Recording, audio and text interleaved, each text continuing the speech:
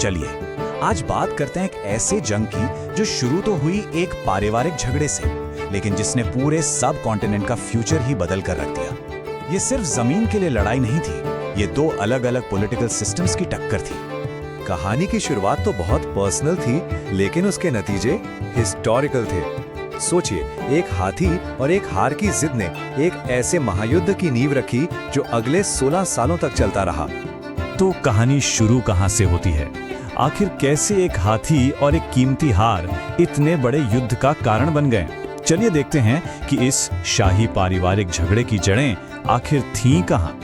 मामला था दो शाही तोहफों का, एक शानदार हाथी जिसका नाम था सेचनक और एक बेशकीमती 18 लड़ी वाला हार। ये दोनों चीजें राजा बिंबिसार ने अपने बेटों हल और विहल को दी थी, लेकिन जब उनके सौतेले भाई अजातशत्रु ने गद्दी संभाली तो उसने इन अनमोल चीजों पर अपना हक जताया। दोनों राजकुमारों ने अपनी विरासत देने से साफ मना कर दिया, तो अपनी जान बचाने के लिए वे ये कीमती तोहफे लेकर सीधे अपने नाना वैशाली के राजा चेटक की शरण में भाग गए। अब राजा चेटक के सामने एक बहुत बड़ी दुविधा थी। एक तरफ उनके नाती थे, तो दूसरी तरफ उस वक्त की सबसे बड़ी ताकत मगध का राजा। उन्होंने अपने नातियों को चुना, उनकी रक्षा करने का फैसला किया और अजातशत्रु की मांग को ठुकरा दिया। और बस इसी के साथ एक बहुत बड़े युद्ध का मंच तैयार हो गया। तो ये लड़ाई सिर्फ जमीन या खजाने के लिए नहीं थी, जैसा मैंने कहा। ये दो बिल्कुल अलग सोच, दो अलग पॉलिटिकल सिस्टम्स की टक्कर थी। एक तरफ था मगध की राजशाही का भाला और दूसरी तरफ वैशाली के गणतंत्र की ढाल। चलिए समझते हैं कि इन दोनों में फर्क क्या था। अगर इस टक्कर को समझना है ना, तो बस ये देखिए, मगध एक तेज धार वाले भाले की तरह था।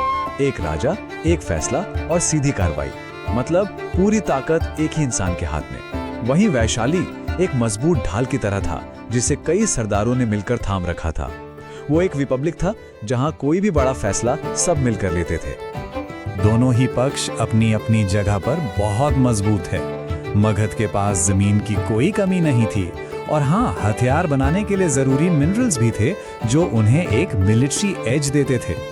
दूसरी तरफ वैशाली की असली ताकत थी उसकी एकता में, उसके कलेक्टिव डिसीजन मेकिंग में और उनकी मजबूत परंपराओं में। अजातशत्रु को ये बात अच्छी तरह पता थी कि वैशाली को सिर्फ ताकत के जोर पर हराना मुमकिन नहीं था। उसे एक ज्यादा चालाक, एक ज्यादा गहरी चाल चलनी थी। और ये बात सिर्फ अजातशत्रु ही नहीं, बल्कि खुद गौतम बुद्ध भी जानते थे। उनका ये कहना था कि जब तक वैशाली के लोग एक साथ मिलकर फैसले लेंगे, तब तक उन्हें कोई नहीं हरा सकता। मतलब साफ था, वैशाली की एकता ही उसकी सबसे बड़ी ढाल थी और अजातशत्रु का निशाना भी वही ढाल थी।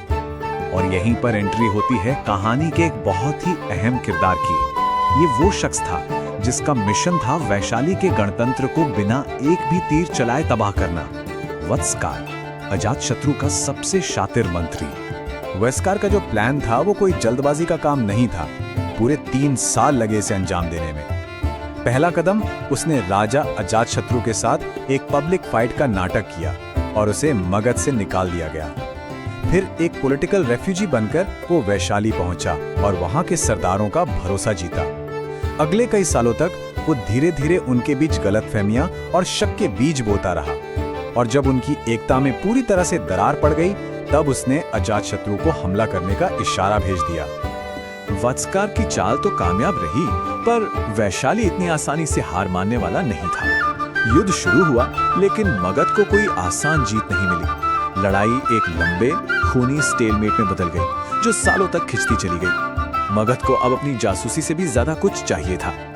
और ये देखिए, पूरे 16 साल, सोचिए 16 साल तक ये जंग चली। इससे पता चलता है कि अंदरूनी फूट के बाद भी वैशाली ने कितनी जबरदस्त टक्कर दी थी।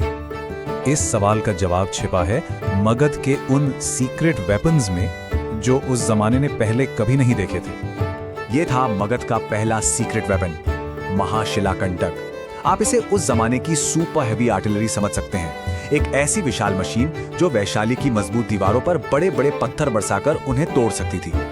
और फिर आया ये रथ मुसल।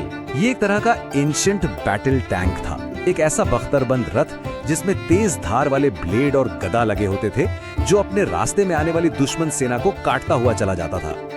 अगर इसे इमेजिन करना है तो बाहुबली फिल्म का वो भल्लाल देव वाला रथ याद है, बस कुछ वैसा ही या शायद उससे भी ज्यादा विनाशकारी। इन्हीं दो नई टेक्नोलॉजीज ने, महाशिलाकंटक और रथमूसल ने मिलकर उस 16 साल के स्टेलमेट को तोड़ा और युद्ध का पासा पूरी तरह से पलट दिया। इन नए विनाशकारी हथियारों के सामने वैशाली की हिम्मत आखिरकार जवाब दे गई और अब हम इस युद्ध के अंत और इसके दूरगामी नतीजों की तरफ बढ़ रहे हैं। 16 साल की लंबी खूनी लड़ाई के बाद एक खुशहाल और गौरवशाली शहर को लूट लिया गया, तबाह कर दिया गया। दुनिया का पहला गणराज्य वैशाली अब इतिहास बन चुका था। तो इस जीत के मायने क्या थे? ये सिर्फ एक शहर की हार नहीं थी, ये एक नए युग की शुरुआत थी। पहला, मगध अब नॉर्थ इंडिया की अनडिस्प्यूटेड सुपर पावर बन गया। दूसरा, राजशाही ने गणतंत्र के सिस्टम पर एक डिसाइसिव विक्ट्री हासिल की। और तीसरा, इसी जीत ने भविष्य के महान साम्राज्यों जैसे नंद और मौर्य वंश के लिए रास्ता साफ कर दिया। तो ये कहानी हमें एक बहुत बड़े सवाल के साथ छोड़ जाती है। एक रिपब्लिक का पतन हुआ और एक एम्पायर का उदय हुआ। क्या भारत के लिए यही भविष्य तय था? यह सिर्फ एक जंग की कहानी नहीं है, बल्कि एक सोच की हार और दूसरी सोच के उदय की कहानी है, जिसके नतीजे आज भी महसूस किए जा सकते हैं।